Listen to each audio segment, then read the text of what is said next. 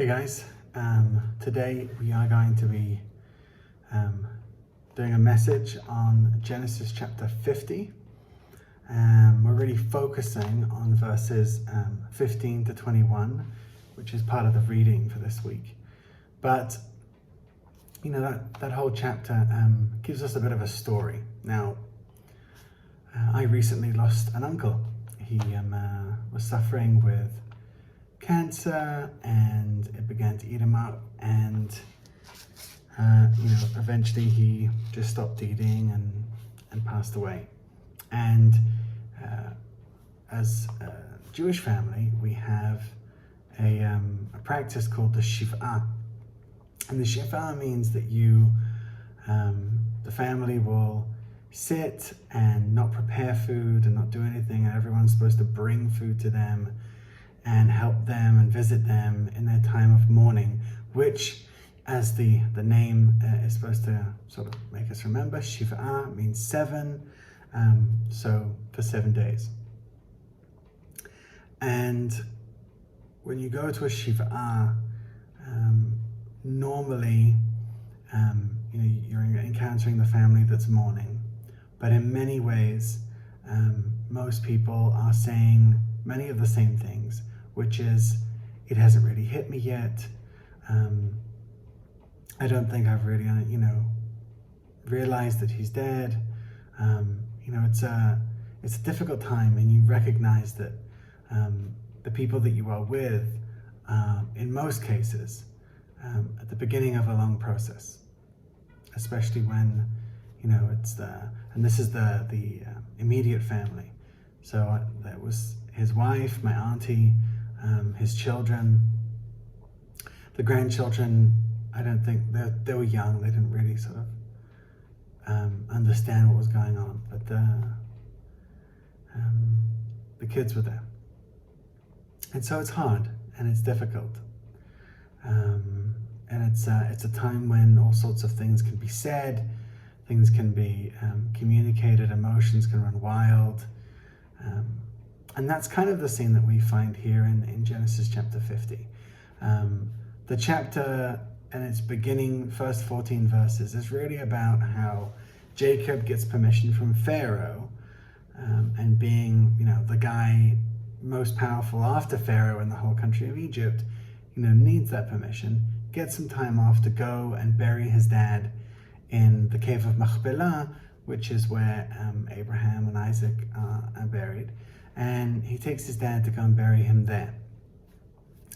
And everybody goes, and there's a great time of mourning. Even the Egyptians are mourning the death of Jacob. And then Joseph comes back.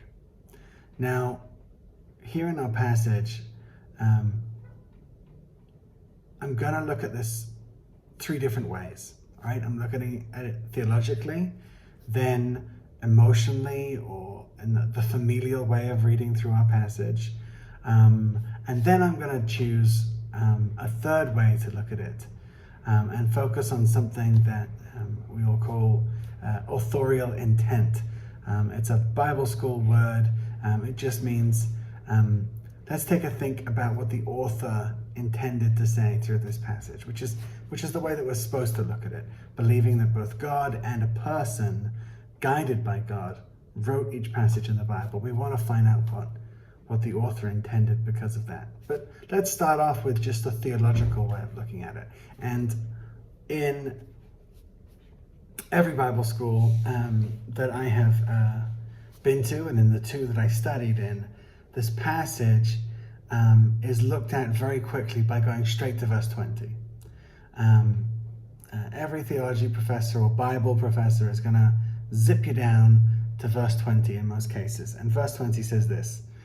It's Joseph speaking to his brothers after they've had their little argument, which we'll get to. And he says this: "As for you, you meant evil against me, but God meant it for good, to bring it about that many people should be kept alive as they are today." So it's basically a passage talking about how God was sovereign over all the life of Joseph. Bad things happen. Joseph made mistakes, his brothers made mistakes, the family everyone made mistakes, but God was sovereign and brought about what he intended to do. I remember my theology professor in my seminary when I was doing my master's degree. And he would always sort of differentiate between the sovereignty of God, which is clearly a theme, but then how some people can really focus on, he would call it the sovereignty of God. And he would sort of make fun of how some people can see sovereignty just about everywhere. And it's clear that Joseph is saying something about God, but is it just about sovereignty? Because there's a lot going on in this passage. And so as we move to step 2, or the second way of looking at this, the emotional, the familial way of looking, I want to look at more of like the human relationships going on, and let's try and sort of see what's happening here, understand what's trying to be said. So Joseph's brothers come back from the funeral with Joseph, and they began to speak amongst themselves. And it says here in verse 15, when Joseph's brothers saw that their father was dead, they said, "It may be that Joseph will hate us and pay us back for all the evil we did to him." Now, if you're not familiar with Joseph's story and the story of him and his brothers, Joseph was quite a proud young man, had dreams, believed that God was speaking to him through these dreams, and in a very, let's just call it unwise fashion, decides to go to his brothers and his dad and tell them that, by the way, I had a dream. One day, you're all going to bow down before me. Now this, compounded with the fact that Joseph was well beloved by his father, being the firstborn of Rachel, who, again, his father had a penchant for, among the 4 women that his father was covenanted with in some way or other. Rachel was his most loved, and then Joseph, being the firstborn of Rachel, gets a lot of attention, and there's a multicolored coat that is made for Joseph and no other brothers. And so this causes jealousy, anger, frustration. You know, he's the kid that just wouldn't shut up and thought of himself as the world, and his dad thought of himself as the world, and all the other brothers are just fed up with this kid. And so one day, this frustration in a Cain and Abel kind of fashion comes to a head. And Joseph is taken off, and he is put in a cave. And some of the brothers want to kill him. Some of them say no, they step in, and eventually he is sold into slavery. Now, the story continues. It's also a lot about Judah, but eventually we find Joseph playing a game on his brothers when he becomes this leader of Egypt under Pharaoh. And the game involves cups and bags of wheat.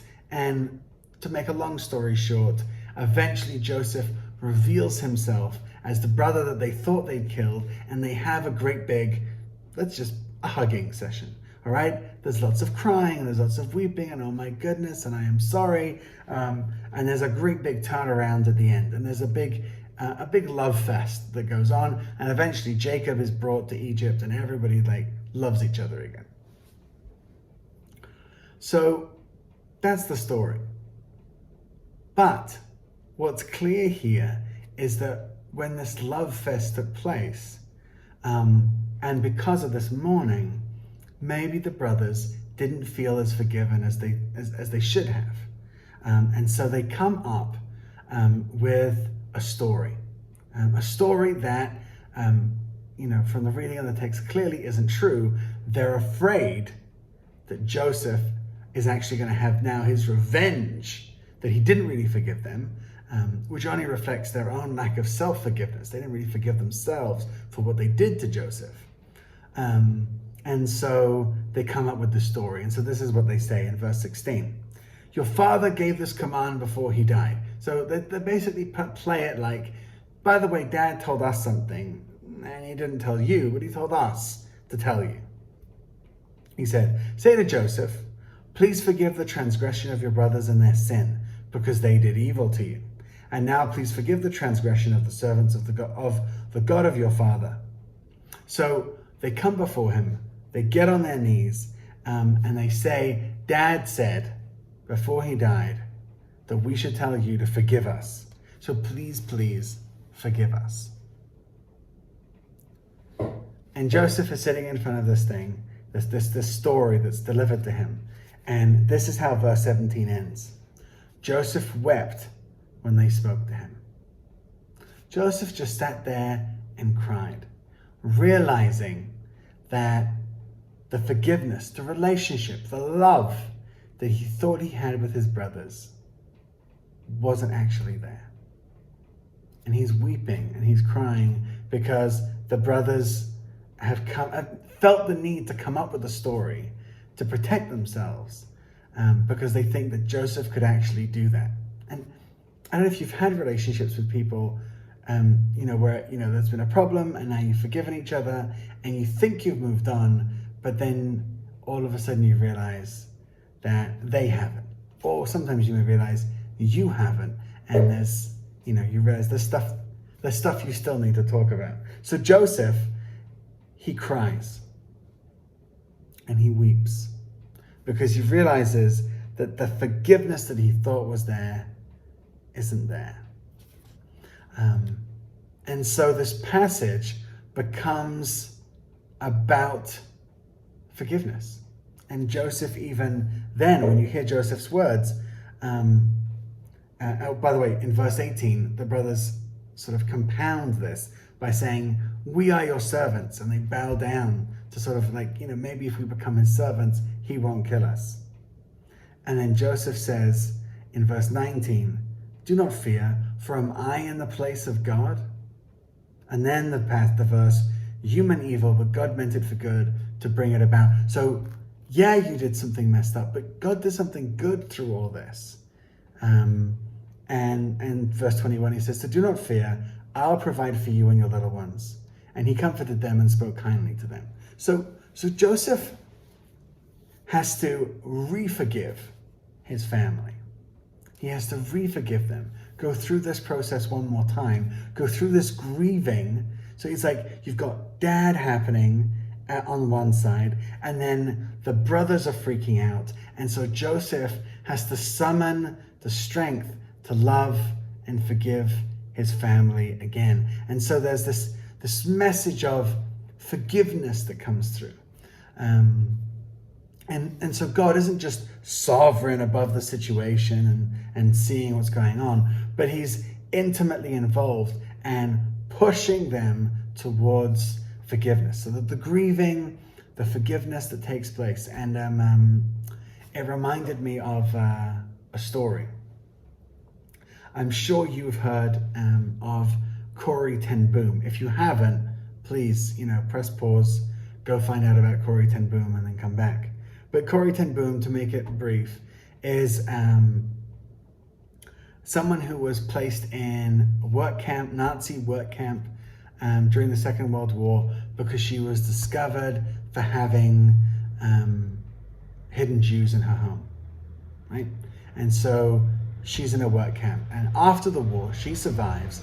After the war, she spends a lot of time preaching, talking about forgiveness, about how we as followers of Jesus need to find our way to forgive, to come through this. However, one day she finds herself at a lecture in Holland, 1947. And she's just spoken about forgiveness, spoken about her experience, spoken about her time in the camp. And she recounts how she was standing in the room and all of a sudden she sees a familiar figure. She sees a man, even just by the way he moves, the way he walks, she saw him. And while everyone's leaving the room, he's the one guy walking towards her. And it's a guard. It's a former guard at the camp, a man she knew, a cruel man that she knew in the camp. And he sees her walking towards him. And he sees him walking towards her. And, she's freaking out. And as he approaches, he calls her Fräulein, he starts speaking to her in German. He's just like, "Hey, and he introduces himself. He says, hey, I heard you spoke about this camp. I was a guard at that camp, and you know, I've become a Christian. I've realized what I've done is wrong. I've realized the cruel and terrible things that I did that were wrong, and I wanted to come and shake your hand. And he puts his hand out there, and Corey talks about how she's like looking at this hand, and it may have been seconds, but she was just like, for hours, she has this inner struggle, this hatred. Like, I can't believe this is one of the people that, you know, was to blame for the terrible things that she saw, the terrible things that happened. I think one of her family died in the camp. So she's struggling, and yet she's speaking to herself. She's now preaching to herself in her heart, and she's saying, hang on a second, I don't just believe in a general abstract idea of forgiveness. I don't believe that forgiveness is just an emotion and I only have to do it if I feel it. No, I must forgive this person. Jesus forgives me. Jesus tells me that he will forgive me as I forgive others. She feels convicted and realizes that it's a choice of the will here. It's a choice of the will. And so she prays and says, you know, Lord, I'm going to be faithful, but I need you to be with me in this. And then the guard says, you know, and he looks at Corey and he says, so I want to ask you, will you forgive me? And by sheer act of will, she pulls her hand up, puts it into the man, and shakes his hand and says yes. And she said that the minute that she did that, this sense of God's love just poured over her. And I can only believe that that's what's happening here with Joseph. That by knowing that forgiveness is what he should do, that loving them despite the fact that they're lying, despite the fact that they haven't, you know, that he realizes that to an extent his relationship with his brothers up until this point has had a level of like, they haven't really been real with him, despite the fact that his dad just died, right? Joseph's got all the reasons in the world. Corey had all the reasons in the world to say, no, screw you, not forgiving you. But she did it anyway. He did it anyway. And I believe that Corey, Joseph, and obviously I'm talking about us as well, that when we push ourselves to forgive, even though we have all the reasons to not forgive, that God comes through and allows us to feel the love, to feel his love for them and for us, despite it all. So that's the second way of reading it. But I now want to go to authorial intent. I now want us to go beyond the quick theological sort of like conclusion, beyond just the familial emotional moment that's happening here in this passage. But I want to ask the question, who wrote the book of Genesis? Well, no matter where you fall on the spectrum for like how the 5 books of Moses gets put together, it's clear that the author intends you to believe it's Moses if it's not Moses, right? So different people differ. But we can safely say that Moses is supposed to be the writer, the author of the 5 books of Moses. So if Moses is the author, which I believe he is, who is the intended audience? Who is reading this book? Now, we can know that Moses writes this book with the inspiration of the Holy Spirit, believing that generations to come, knowing that generations to come are going to read this. But still, he knows who the first readers are. And the first readers of this book, the people he really wants to sort of drill the message into, are former slaves and the children of former slaves in the land of Egypt. People who suffered under the Egyptians. Now, let's take the message of sovereignty which is very clear, which is very sort of like emphasized there in verse 20. Let's take the message of forgiveness and overcoming my personal feelings in order to live out the forgiveness that God is calling me to. And let's see how that fits in to Moses speaking to former slaves from the land of Egypt. And we read the one bit that most people skip over. In verse 20, you meant evil against me, but God meant it for good, to bring it about that many people should be kept alive as they are today. Now, that's what the English says in my ESV. Let me now take you to the Hebrew. And the Hebrew says there in verse 20, Va'atem chashavtem alai ra'a. You thought about me, your thoughts about me, right? You were thinking about me, evil. Elohim chashava letova. His thoughts were for good. Lema'an aseh kayom, that I may have bring about today, yeah, kayom hazeh, for this day, la'chayot am rav, to make alive, to bring life to, a big or a very large people, right? The people that Joseph kept alive wasn't just his family, wasn't just the people that he, who eventually, wasn't the people of Canaan that also came with them that got wheat. The people that Joseph saved, the country that Joseph saved was Egypt.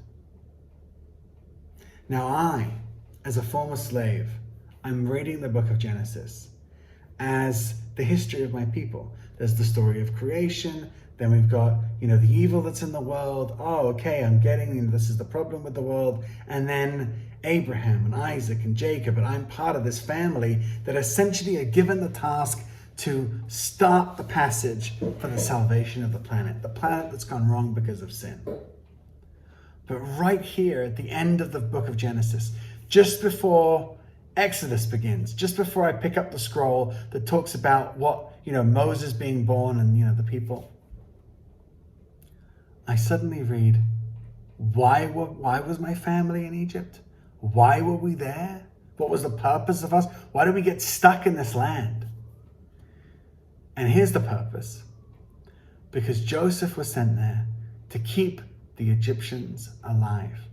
And all of a sudden, the story of Joseph forgiving his brothers, Joseph, caring about his brothers and being able to forgive them, that message comes through to me in a much more powerful way, in a way that Jesus clearly spoke about in the Gospels. And that is, if you're going to forgive, you can forgive your friends, you can forgive your family. There's a level of duty there, there's a level of connection there. But God goes a step further. And Moses is pushing the people a step further. And he's saying, I want you to forgive your enemies. I want you to forgive the people that hurt you the most. Those are the ones that I want you to forgive. That's what you need to learn to do. Now, let me be clear here. That doesn't mean he's saying, go back to Egypt and give everybody a big hug, right? It doesn't mean that. It doesn't mean continue to expose yourself and, actively love the people that hate you. No, right? But it does mean you have to forgive them. There is a spiritual reality going on inside, and you have to learn to let go of Egypt. That's what he's calling you to do. And it's an incredibly difficult love. It's an incredibly difficult process because it means that I have to bring up, I have to resurface, which is what the brothers kind of forced Joseph to do here. I have to bring back up the pain. I have to go back through what happened. And I have to, not necessarily stand in front of these people and forgive them, but I have to at least engage the forgiveness in my heart, so that when I do meet them, I have gone through that process. Or if I need to meet with them, I can forgive them. Not hang out with them necessarily, but forgive them. I want to finish by reading you a story of a lady who took it all the way. And I want to just warn you that the 2 times that I've read this story before reading it now in front of the camera, each time I read the story and couldn't keep myself from crying at the end. Hopefully the fact that I'm doing it in front of you guys will keep me from crying. But yeah, so let me read to you. The scene is a courtroom trial in South Africa. A frail black woman rises slowly to her feet. She is something over 70 years of age. Facing across the room are several white security police officers, one of whom, Mr. Van der Broek, has just been tried and found implicated in the murders of both the woman's son and her husband some years before. He had come to the woman's home, taken her son, shot him at point blank range, and then set the young man's body on fire while he and his officers partied nearby. Several years later, Van der Broek and his cohorts had returned to take away her husband as well. For many months she heard nothing of his whereabouts. Then, almost 2 years after her husband's disappearance, Van der Broek came back to fetch the woman herself. How vividly she remembers that evening, going to a place beside a river where she was shown her husband, bound and beaten, but still strong in spirit, lying on a pile of wood. The last words heard from his lips, as the officers poured gasoline over his body and set him aflame, were, "Father, forgive them." Now the woman stands in the courtroom and listens to the confessions offered by Mr. Van der Broek. A member of South Africa's Truth and Reconciliation Commission turns to her and asks, "So what do you want? How should justice be done to this man who has so brutally destroyed your family?" "I want 3 things, begins the old woman calmly but confidently. "I want first to be taken to the place where my husband's body was burned, so that I can gather up the dust and give his remains a decent burial." She pauses, then continues. "My husband and son were my only family. I want secondly, therefore, for Mr. Van der Broek to become my son. I would like him to come twice a month to the ghetto and spend a day with me, so that I can pour out on him whatever love I still have remaining in me. And finally," she says, "I want a 3rd thing. This is also the wish of my husband, and so I would kindly ask someone to come to my side and lead me across the courtroom, so that I can take Mr. Van der Broek in my arms and embrace him and let him know that he is truly forgiven." As the court assistants come to lead the elderly woman across the room, Mr. Van der Broek, overwhelmed by what he just heard, faints. As he does, those in the courtroom, family, friends, neighbors, all victims of decades of oppression and injustice, begin to sing softly but assuredly, "Amazing grace, how sweet the sound that saved a wretch like me." God bless you guys.